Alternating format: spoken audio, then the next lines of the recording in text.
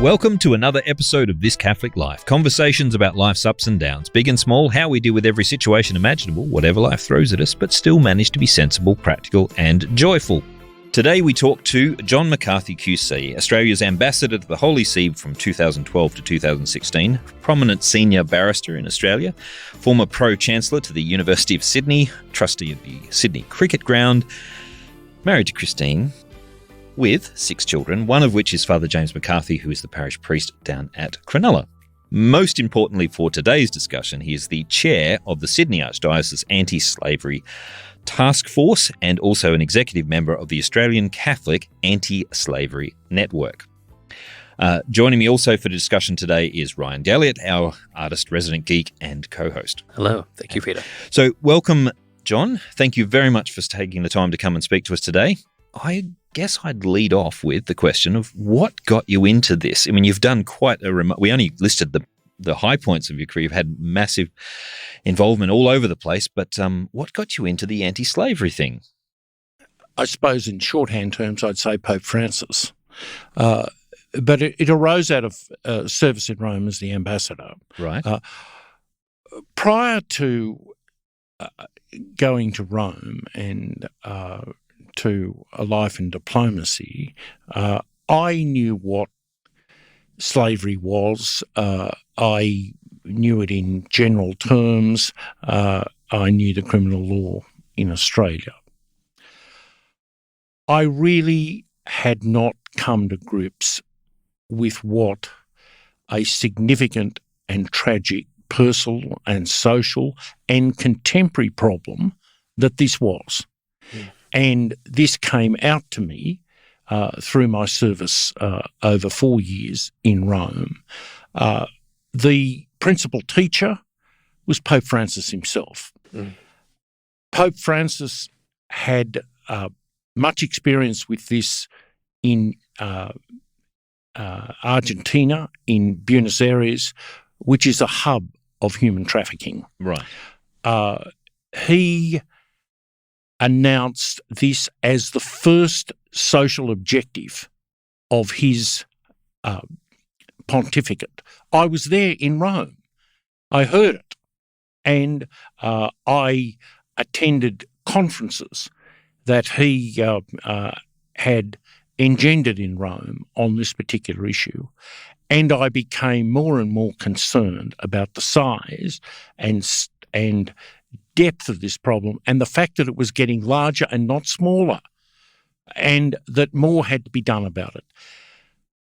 It was also clear it was a human problem, a man-made problem, and that could be undone at that particular level. And I was looking for ways in which this can be worked. And the big thing that the Holy Father talks about, his Roman advisors talk about, those at the core of the eradication fight in the world talk about, is cutting the money off. If there's no money, it's a $150 billion industry. Wow. That we are talking about. We're talking about 40 million people. Right. We're talking about men, women and children. We're talking about 16 million people in ordinary supply chains who are supplying goods and services to us, such as much of the equipment here or what we're wearing or what we're sitting on, and all of it is in under terms and conditions that amount to forced labour over that. That's an important point you raised there. A lot of us the casual listener who hasn't really thought about this, you would have probably had more engagement than the average Australian because through law, etc. But the average person isn't thinking a great deal about these things. They go and buy a shirt or they go and buy some food or whatever they do. Most of us think of it as an overseas problem, a problem for those countries over there. But can you give us a little bit of an insight into how it impacts the average person? Well, on some surveys, there's 15,000 people in Australia who are in slavery or forced labour conditions. So there's slaves in Australia. There are slaves in Australia. They can be found in agriculture. They can be found in restaurants. They can be found in brothels, they can be found in factories Right. in this country. It is a significant problem that needs to be dealt with. But the main exposure of ordinary Australians that you were talking about is in relation to the goods and services that they usually have. The clothes they wear, the shoes, right. the coffee you drink, all of this. Unwittingly, all of us buy goods and service where we don't know what their provenance is, and we could be giving money to criminals. Right. Or worse, we could be contributing to the slave conditions that these people... Well, it's certainly in relation to that. And the other thing is that we forget other badges that we wear. This is a great and free country, a democracy. We have governments under the rule of law, and we have governments with authorised expenditures.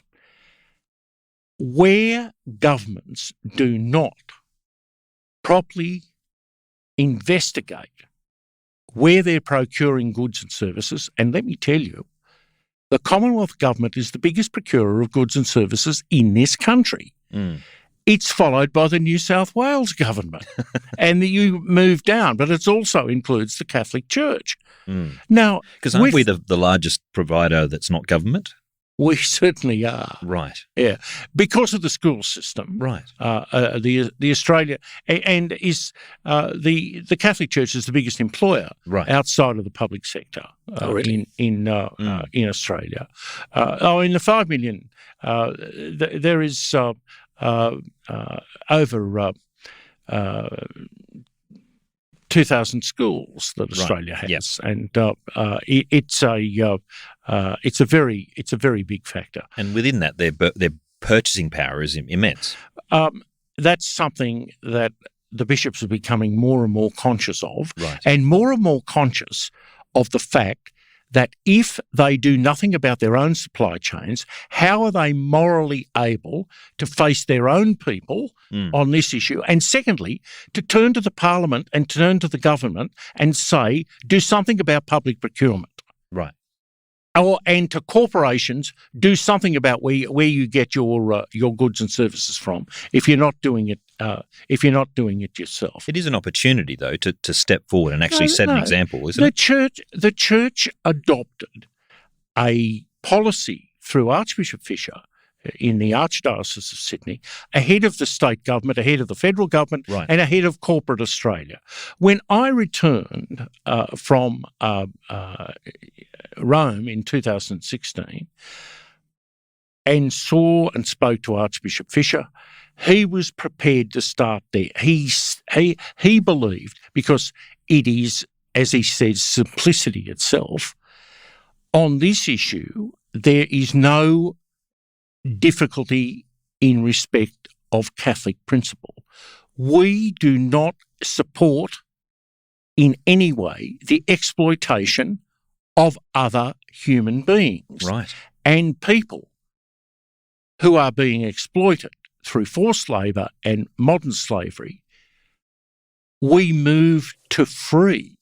We don't move to support those who are their oppressors. Right. And we say that we believe the Australian people thinks the same way and would want that in relation to public expenditure, and would want corporations in Australia to act in the same way. I think wouldn't you say that, Ryan? That's pretty accurate. The average Aussie, no matter what they think about other things, doesn't want to mistreat someone in that way. Yeah. And so it kind of slides by us because we're unaware of the slavery hidden under the corporate sort of machine. And the great thing about the Pope is the Pope united the world through Sustainable Development Goal 8.7 for the eradication of modern slavery and human trafficking in our generation.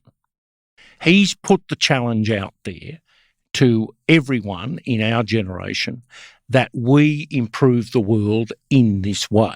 Right. And he has said under the SDG, or the SDG says, this is by 2030. So we've got 10 years to go. Wow. We've 10 years to get organised. And it's got to be something that there's determination about that this is a priority that we can achieve, that this is something that can be brought about. Why it's important is this, because people can say, oh, well, we can do what we can, but, it may not be reached, etc. I say to everyone this. Last year, I was in Greenwich, Massachusetts. Our third daughter and fifth child is married to an American, and she lives in Greenwich.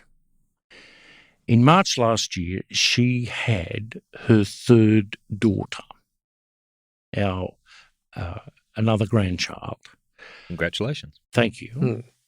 That granddaughter will never be a slave. Never be a slave. But there were many little girls and little boys who were born on that day that if we don't take steps in relation to goods and services in our world of cutting money off from criminals and those that exploit, there will be boys and girls in the next generation who will be slaves and the subjects of forced slavery. You said before that the problem of slavery you were surprised to discover was actually increasing, not decreasing. Yes, it is. And one thing you said before we come on air, and I want to tease it out a little bit more, you said buying a $10 shirt has consequences. Well, I actually said that buying a $5 or a $10 T-shirt, look out, there's a story. Good point. Good point. There's a story associated with that. If you are seeing cheap goods around the place, serious questions can be asked as to what is happening in respect of this. How is it possible that this shirt got here by paying someone a just wage? I don't pretend, as indeed Archbishop Fisher does not pretend, that if we turned all our personal habits and buying, with the Pope says is a moral decision, even if we change that we're starting to change the procurement. Most of us do not have that levels of goods and services that we can, even collectively, we can affect. But we can affect the whole atmosphere in which goods and services are sold, in which prosecutions go forward. You would be disappointed that in Australia there have been few convictions in relation to modern slavery offences over the last 10 years, and that worldwide, in relation to the number of people that are in forced labour and modern slavery, the number of prosecutions is minuscule. Right. We will not prosecute our way to the end of modern slavery and to the eradication of modern slavery and human trafficking. Do you think that's a fault in the law or the will to pursue it? I think there are difficulties on all fronts. Okay, but one of the things that we do know, human trafficking and forced labour need an atmosphere where they are not pursued. So we're indifferent to them. Yeah. If there are these people are cowards, they'll make money out of this while they think they can make money out of this, out of these people. If it's proclaimed, if banks, if governments, if churches, if large groups of individuals say about goods and services that certain suppliers have or own or maintain, we don't want to buy from you. Yeah. We don't want to buy from you. They'll change. Right. They'll change in a hurry over the bad optics of it. Yeah. Yep.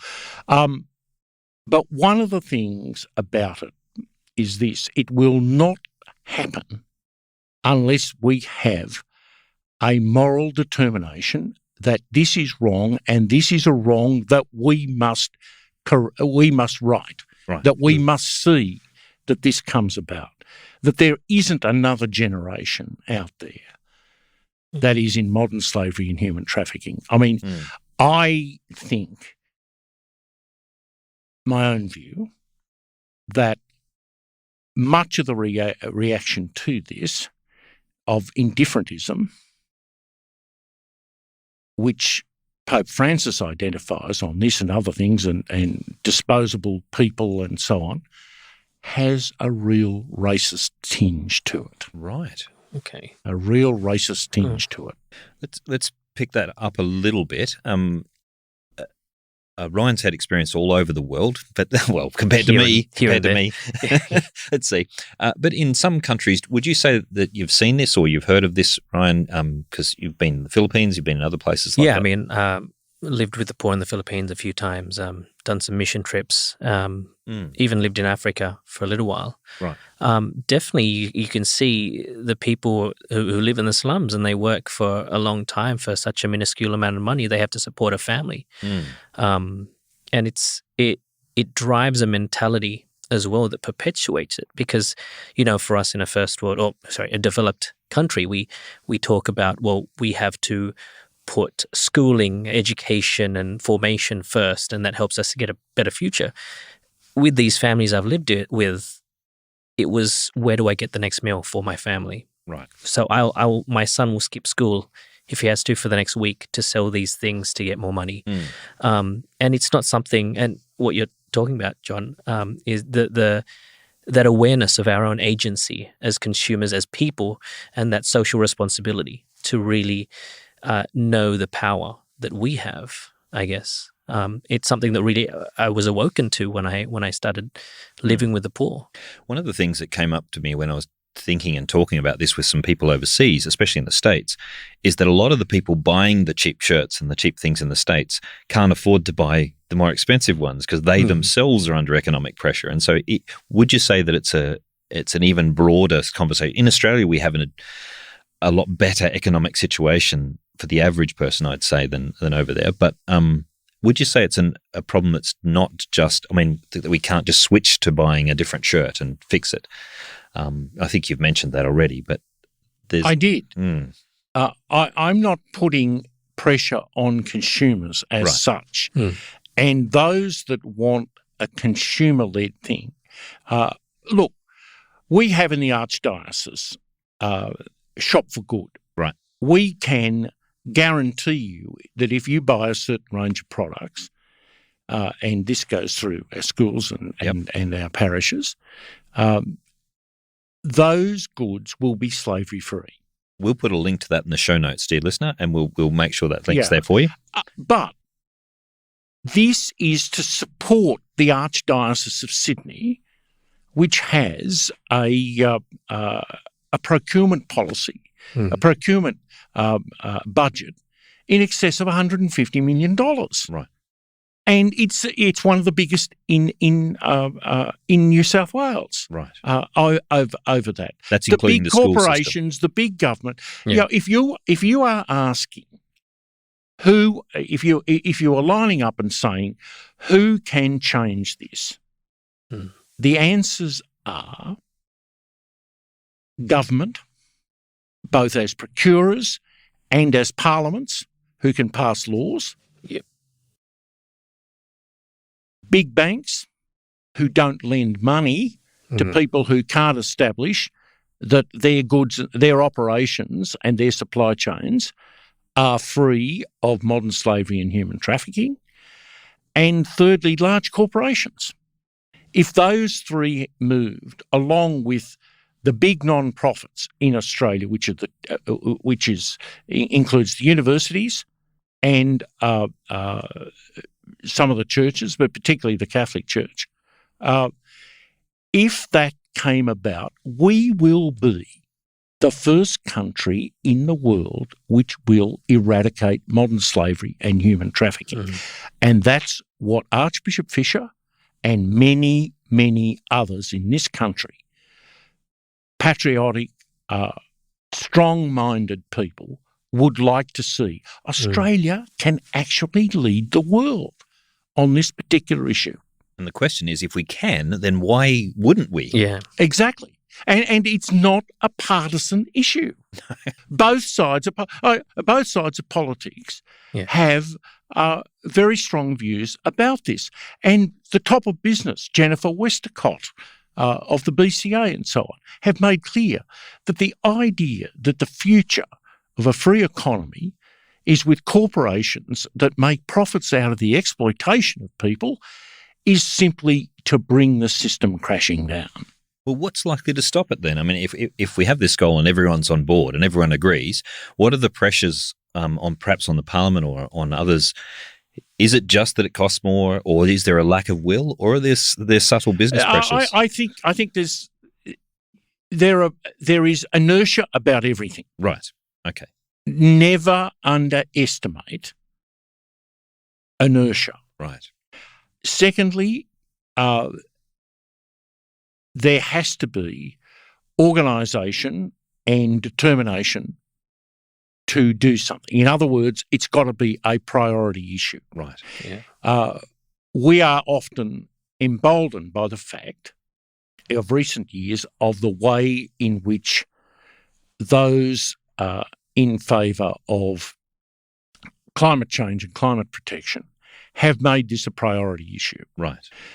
We think that it has got to be as big as that, but it is never. This is never going to have, if I can use vulgar language, it's never going to have the sex appeal of the climate change issue. Right. But it is a serious issue of justice. It is. Mm. And it is justice to poor people. It is justice to poor nations to help bring this about. The third thing is that people are only open to very serious persuasion when they feel embarrassed, ashamed, and so on. And we have to create an atmosphere in which governments and corporations and ordinary people feel that about this issue, as indeed our forebears did about chattel slavery. Yes. Mm. And ended chattel slavery. It's interesting to say that. I would have hoped in the human race that the mere fact that someone's in slavery and that we can change it would evoke that kind of rage of justice in me and say, surely this cannot exist. But what you're saying seems to be that historically we've noticed that only shame brings about the change. But remember what goes with shame. Shame only comes about when you know something and you are observed as to your behaviour. Okay. Largely, people forget about this issue. Please understand the great mass of our citizens, Australians, and indeed most people in the Western world, are, if you confront them, they're anti-slavery. Yes. Yeah. They do not believe in slavery. But the opposite of anti-slavery is not pro-slavery unless you are Boko Haram in Africa. Right. Mm. But the opposite is apathy and indifference. And what engenders that? A feeling, a response that believes that nothing can be done about it. Right. Yeah. And that one is powerless, that your country is powerless in respect of this. One of the things that there is a real necessity to create is an atmosphere in which people believe this can be overcome. In other words, Pope Francis's point, we can win this. Mm. Right. We can win this. And it's not just the power that Australia has in pure buying power, it's the example it sets to the entire world. Exactly. Mm. Exactly. And because of the 27 years or whatever it is of economic growth that we had just before the pandemic or down to the pandemic, something apparently that had not been seen since the expulsion from Eden, the Australian economy is about the 15th largest in the world. I mean, it's amazing for 25 million people. Especially, we're quite small. But all the major corporations of the world are down here. Right. And what are they doing? They're reporting. They are learning. Here's a learning experience in itself. Right. All the internationals that are here are required to report. If you operate in the Australian atmosphere, it's this. One, because of the satisfaction it gives to various people, is to know in the local area, for instance, 600 Kiwi companies have to report. They've got no anti-slavery legislation themselves, but 600 Kiwi companies have got to report in Australia on their activities, not only in Australia, but in Australia and New Zealand and elsewhere. So, John, we're getting towards the end of our time. So what I wanted to ask very pointedly is the work of the Anti-Slavery Taskforce is obviously very important, but what about the average person listening to this? So this is a really big issue. What can they actually do? What can be done? Well, they can do three things. Number one, they can look at their own buying habits and work towards only buying goods and services that they know are slavery-free. Right, and they can in their look food, at that. and they take steps to, in actual fact, do this. It's not easy, and it can't cover everything, but you can make that attempt. The second thing is that organisations that you belong to, you can demand that they do the same, and thirdly, you are a citizen of this country. And the biggest procurement of goods and services is in your name. Yeah, right. And you can say to your own MP, what's happening? That's at federal and state level. What's happening? And how is this going to be ended? I don't want my money spent on goods and services that are produced by criminals through forced labour and slavery. And the third that can be done is to take the matter to a next stage of being involved with your church, of being involved with groups that will actually work to bring this about, and to say to people, I want slavery to end. And I'd like to see that our generation brought this about, that we could at least say that we were as equal to our forefathers who ended chattel slavery, that when we knew how large the slavery was in the world, through our governments, through our churches, through our own actions, we ended this, and we could see a definite date and time when that happened, 2030. I think one of the big takeaways I get from this is that, I mean, that simple message of it can be done. Because, as you said, so many people think that it can't be done, and it does lead to apathy or just falling back into, comfort, Or also someone else could do it rather than me. Yeah. And so this whole notion that it has to be, and it's common sense that it has to be all of us together that does it. But the fact that the message that it can be done gives a lot of encouragement and power in that message itself. And it's time to talk about it, to actually make it an issue. As you said, unless the things are talked about, unless they're brought out into the open and examined for what they are, people don't usually respond as a whole. Okay. That's probably what we've got time for in this week's podcast. I hope today's discussion's got you thinking about specifically what you can do and who you can prod and what can happen. Subscribe to the podcast at our website or check us out on Twitter, Instagram, Facebook or Discord. Write in, if you wouldn't mind. Tell us what your experiences are, how you go about it, and look for the links in our show notes for the Good Buyers Guide. What was the name of that? Good Buyers Guide? No. Shop for Good. Shop for Good. There you go. The Shop for Good Guide, and for the link to the Anti-Slavery Taskforce at the Archdiocese.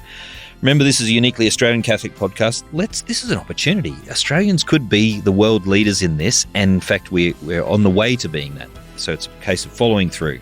We think that's a great idea, just like we think this podcast is a great idea. We'll be back next week, but that's all for now. Thank you for listening to This Catholic Life.